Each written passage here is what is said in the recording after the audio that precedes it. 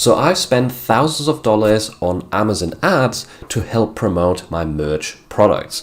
And I've seen a lot of success with this, and it's massively helped me to grow my Merch by Amazon sales. And in this video, I'm going to try my best to help you do the same. I'm going to talk you through what Amazon ads are and how they work. Then I'm going to show you the Amazon ads console and explain it to you. I'm going to show you how I would go about setting up an ad campaign, and then after that, optimizing it later down the line to make sure it's more profitable, which is obviously the main goal here. And at the end, I'm going to also give you a few tips and tell you important things to note, which I've learned throughout my time with ads. And I've also recently spoken to a Amazon ads coach who's given me some extra pointers and tips that I'm going to share with you. So stick around for that, and let's get started with the first section. What are ads and how do they actually work? So once you hit a certain tier on Amazon Merch, you will be granted access to the Amazon Ads console. Now, the tier here is usually around tier 500 or tier 1000, but it could be earlier, it could also be slightly later. Unfortunately, you never really know with Amazon, they're not too consistent. Once you've got access to this console, you can then promote your own Merch by Amazon products on Amazon directly. And you might have seen this before. When you type in a search phrase, the first row of results have a tiny little grey tag underneath the pictures that says sponsored. When setting up an ad, you get to decide how much you want to bid for each click.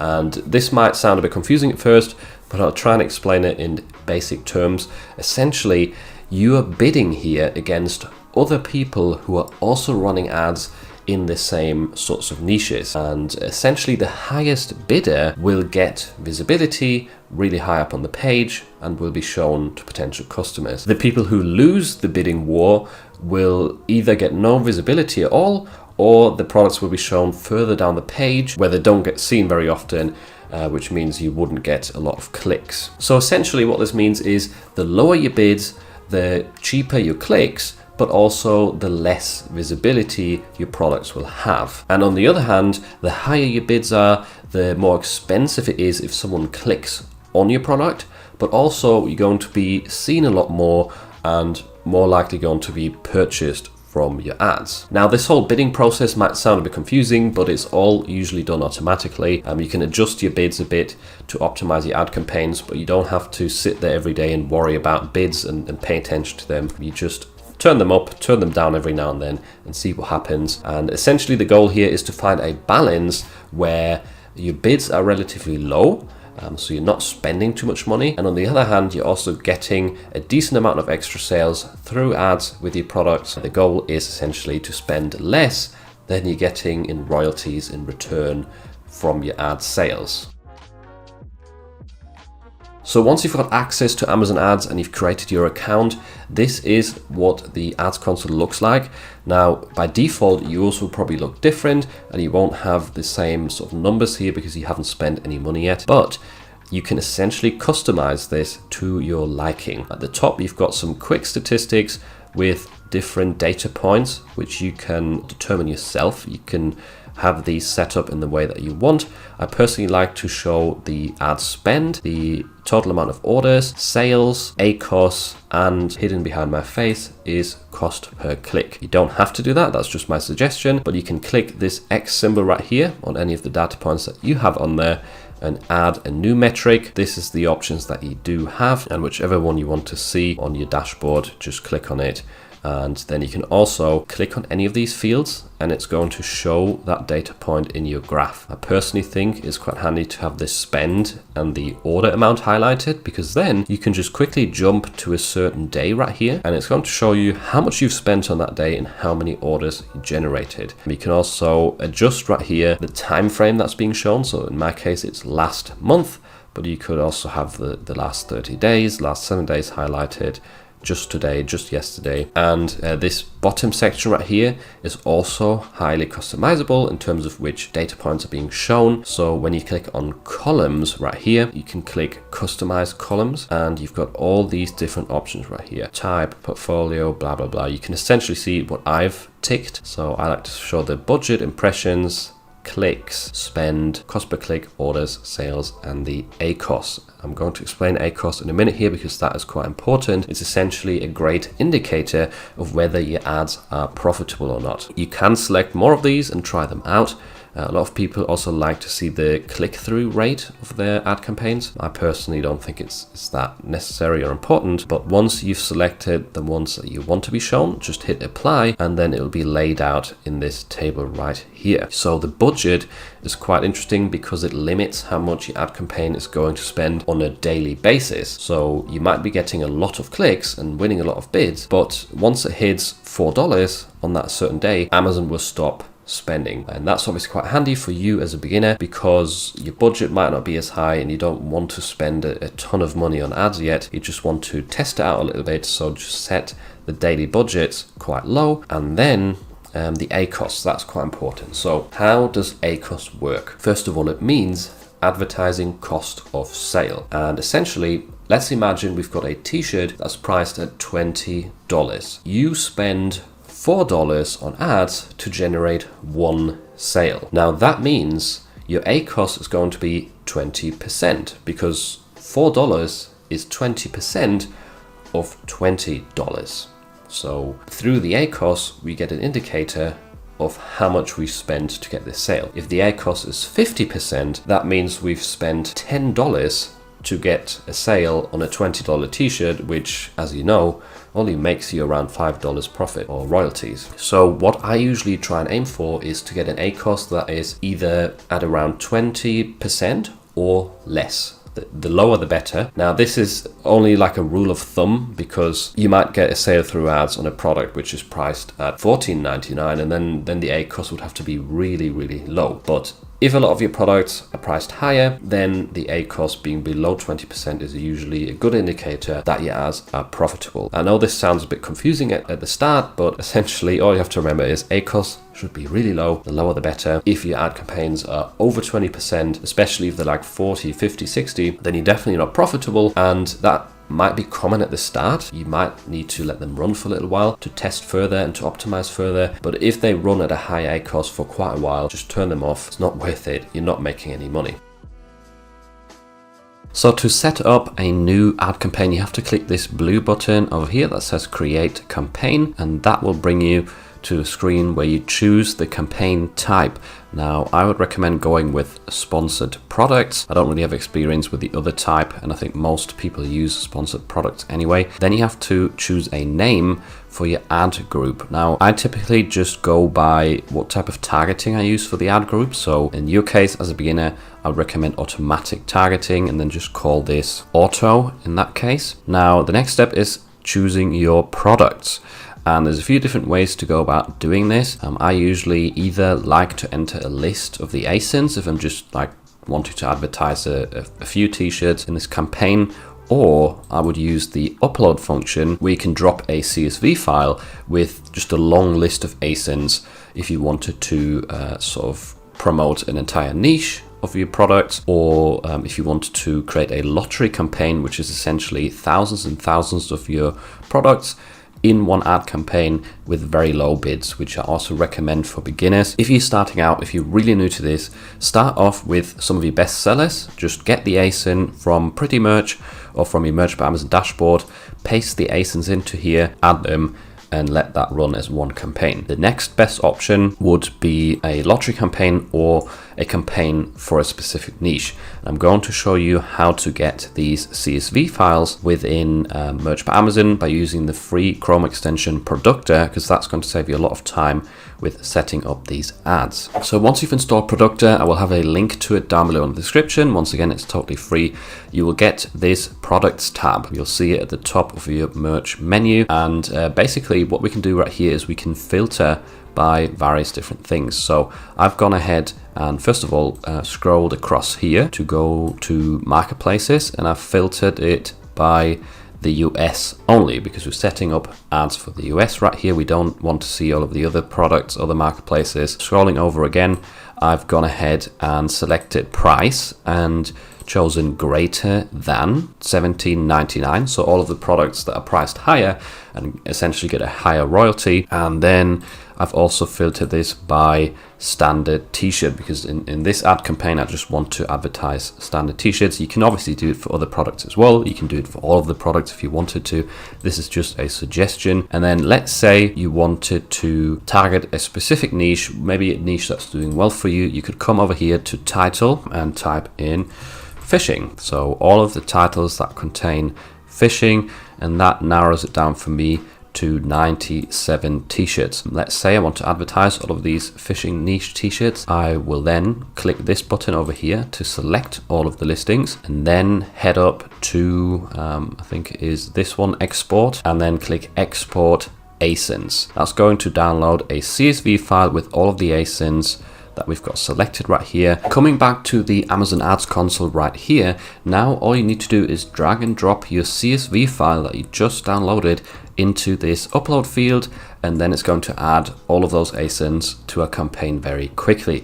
You can do that for up to 1,000 products, by the way. So if you wanted to start a lottery campaign with literally all of your t-shirts or a ton of your t-shirts at once, then create a lot of CSV files with 1,000 different ASINs in them, drag and drop them in here, and you've got yourself a massive ad campaign. That's definitely highly recommended for beginners, because you can turn the bids really low with that and still get some easy sales. But scrolling down, we now get to the targeting, where I would suggest using the automatic targeting option if you're just starting out with ads. It's definitely worked for me. I mean, probably 90 or 95% of my ad campaigns are automatic. Manual targeting, yes, is great and is worth moving into once you have a bit more experience, but I'll probably cover that in a different video. If we go down a bit further, we now need to set the default bid. So you could either do it for all of the targeting groups in one go, or you could pick for each of the groups what you want the bid to be. Now, to quickly explain these, from my experience, close match and loose match get the most sales. Substitutes did work well for me sometimes on some ad campaigns. Complements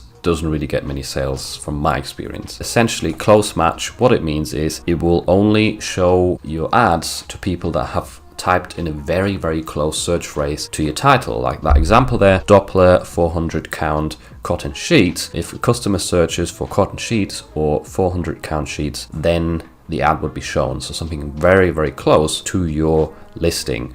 Loose match is, as the name indicates, a lot looser. So if someone looks for bed sheets or bath sheets, bath towels, it could also be shown even though your product doesn't match 100%. Substitutes is similar to loose match in the sense that if someone searched for 300 count cotton sheets, which obviously isn't exactly what you're selling, your product would still show up. But here I think it's showing on the detail pages, which would be, rather than in search results, it would be shown on the actual product detail page on other competitors. That's how I understand it anyway. Complements isn't really that important. I often just turn it off after a while if it doesn't get any sales and just wastes money. But to begin with, I would just create a default bid for all of these of something like $25, 25 cents, sorry. You don't have to go very high. If you have a lot more budget, or if there's a holiday coming up soon, like if it was Halloween soon and I wanted to try and get some sales on my Halloween shirts that I've just uploaded, then I would raise the bid quite high to quickly get some visibility, to get my ad shown,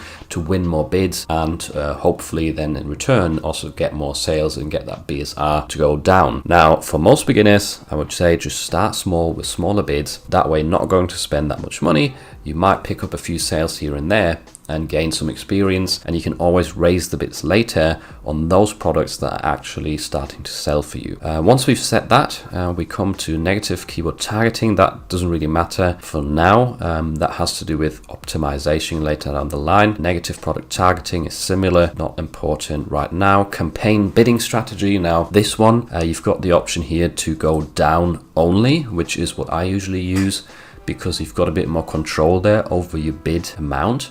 So with that selected, Amazon basically wouldn't spend any more than 25 cents for your bids. It would sometimes spend less, but never more than that amount that you've set. If you selected dynamic bids, it might sometimes spend like 40 cents as well, if it thinks that there's a higher chance of a conversion if your ad was shown in that case. Once again, if you have higher budget, if you're not that bothered about Amazon spending more per click, then select dynamic bids.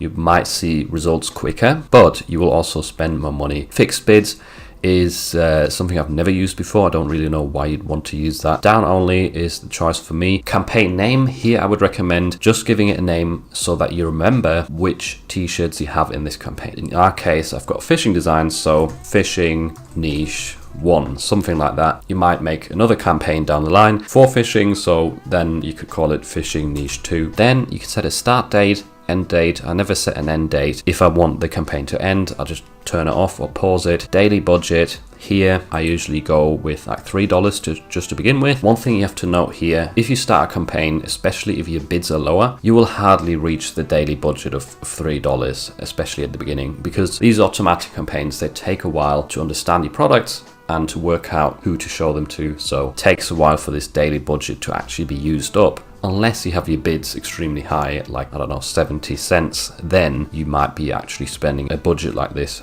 fairly quickly. So stick to about $5 if you want to. If you have some bestsellers, maybe start with $5 if you have more faith in them. But for like your average niche campaign, start off with that. For lottery campaigns, just to give you another quick hint, I'll probably do a separate video about lottery campaigns because I think they're really powerful. I'll show you how to set them up in more detail. But for lottery campaigns, I would usually start off with something literally like 10 cents, thousands of products in that one campaign, and then the daily budget would be higher, so like $5 or even $10, because if it is actually spending just 10 cents per click, then you want it to be using your daily budget up because it's most likely going to be profitable. It takes a long time for lottery campaigns to start actually giving you a lot of clicks and a lot of impressions, but once it gets there, the more they spend, the better really, because usually their ACoS is quite small if you've set them up correctly. But once you're happy with everything, I'll just set this back to 25 up here and $3 per day. Just hit launch campaign, and there we go. The campaign has been successfully launched.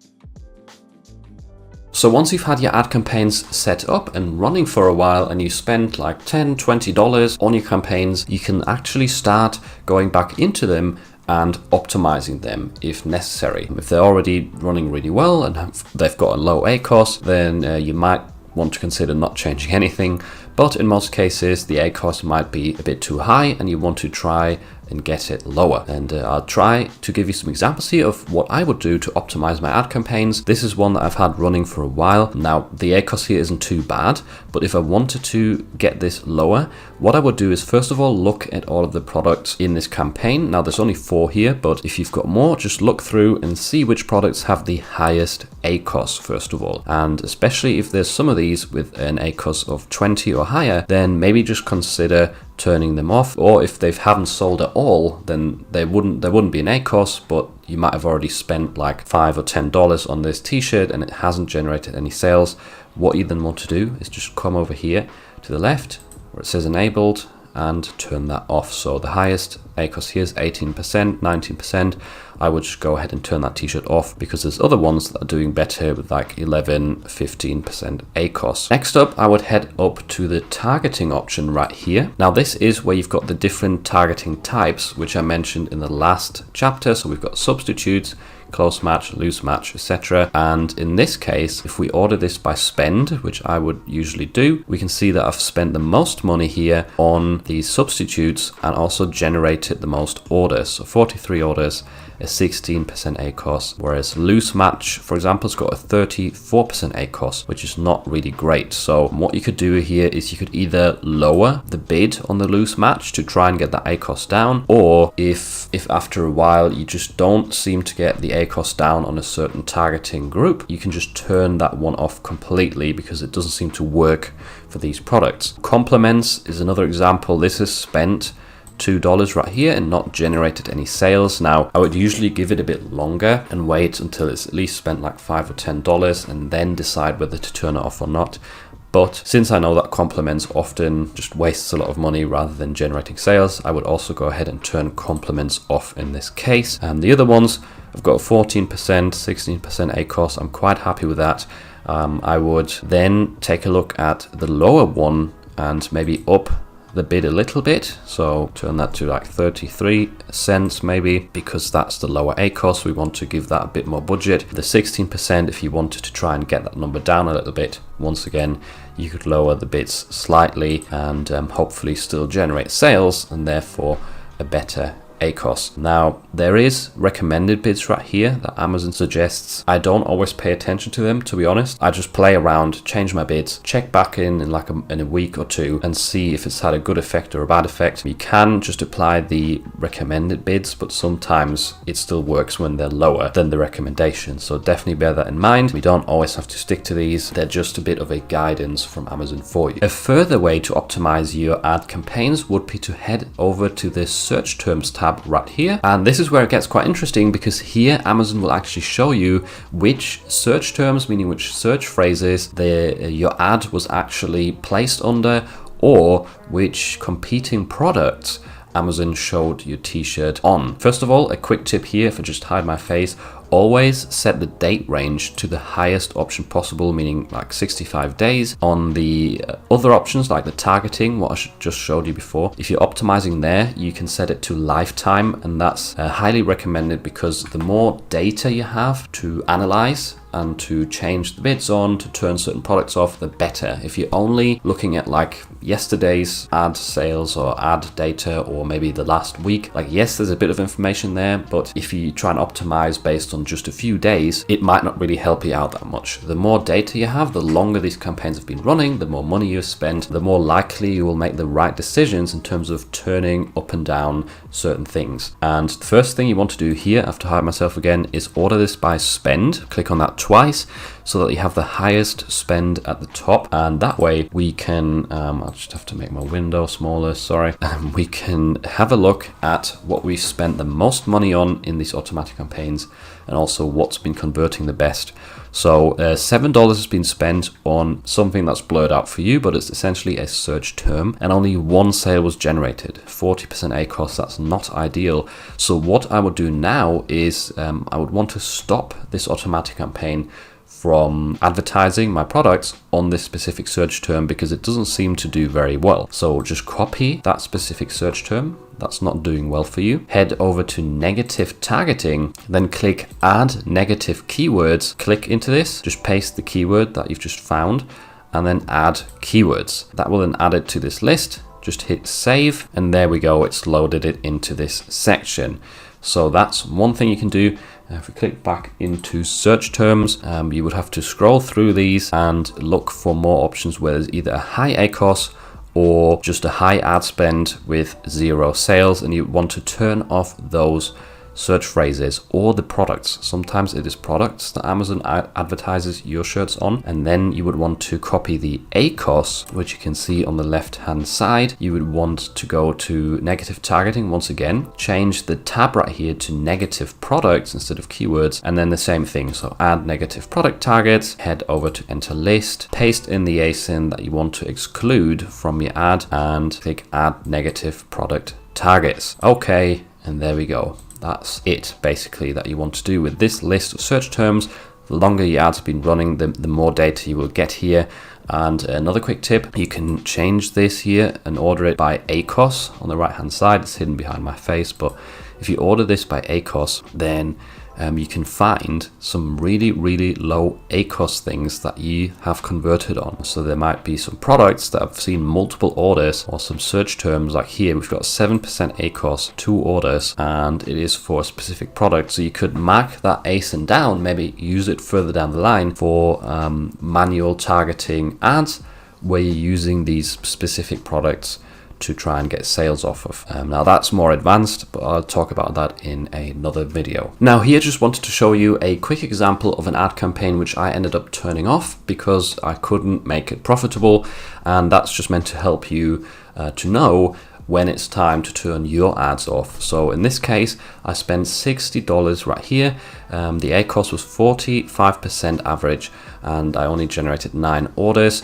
The close match, 49% ACOS, loose match was 59% ACOS. You can see I already turned that one off to try and help the ACOS get down. Substitute was the only one which was okay with 21% ACOS, but that's still not great. Compliments never got any impressions. So this one, I left it running for a while, changing the bids around, experimenting with it, turning certain things off, but it didn't help. And because the ACOS was so far above 20, I just ended up just deleting this basically and pausing the ad campaign.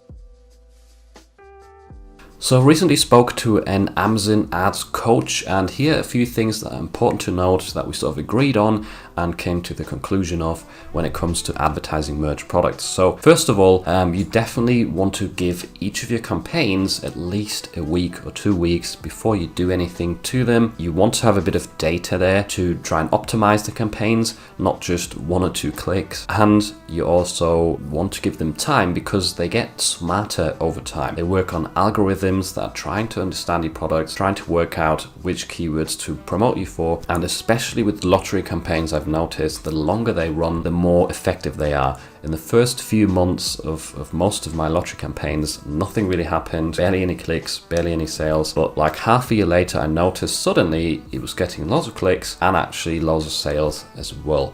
So time is really important here. Don't jump the gun. Don't start a campaign and 1 week later turn it off because it spent $3 and not made any sales. You want to give them a bit more time than that. Another tip that the ads coach told me about, which I actually find really interesting and that might help you out, is that if you're getting a lot of clicks on a certain product or a certain design, but you're not seeing a lot of orders, so your conversion rate is really, really low, that in a sense means that there's probably something turning the customers off. So it could be that, well, the most obvious one might be that you have a bad review or something on your listing that they read and then decide not to buy, or your design quality might not be up to standard. Maybe they thought in the thumbnail it looks interesting, but once they've clicked into it, they've zoomed around your design, they don't actually like it and they don't want to wear it on their shirt. Or perhaps another option is that you're pricing your t-shirts too high. Maybe they liked the design, they clicked on it, but once they realized it's priced at a certain point, maybe you've got it $19.99 or even above that, then they think, oh, the design isn't really worth that amount, so I'm going to click off. So these are some things worth considering if you notice some of your shirts getting a lot of clicks but not so many orders. I think this is worth pointing out because some people might think ads is like the save all option or the secret key to success on merch by Amazon.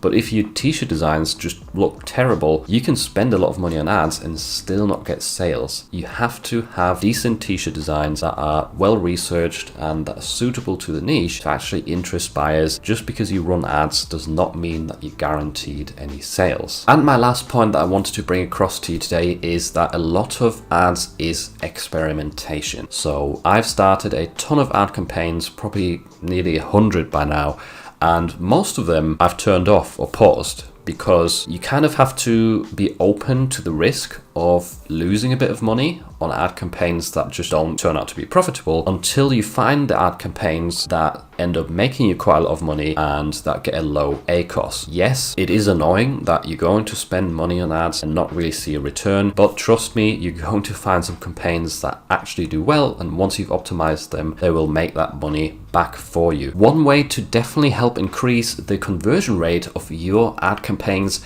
is to write better listings and to find the right keywords. And to learn how to do that, check out this video next, where I show you some great free tools as well as how I would go about writing a listing from scratch.